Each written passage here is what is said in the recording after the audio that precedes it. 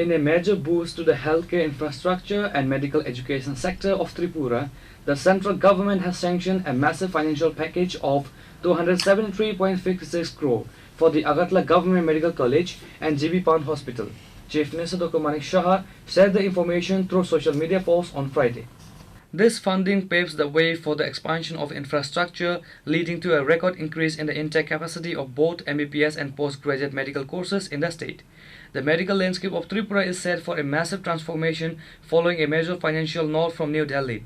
The union government has officially approved 273.46 crore dedicated entirely to upgrading the state's premier medical institutions AGMC. Chief Minister Dr. Manik Shah offered his gratitude to Prime Minister Narendra Modi and Central Health and Family Welfare Minister JP Nadda for sanctioning the fund. According to top health department officials, this initiative will significantly increase the existing pool of MBBS seats while simultaneously expanding the specialized PG departments. The total seat for MBBS in Tripura is increased by 550 and postgraduate seat is increased by 196, says the Chief Minister. Reported by Pranav from Agartala, Chini, Khorang.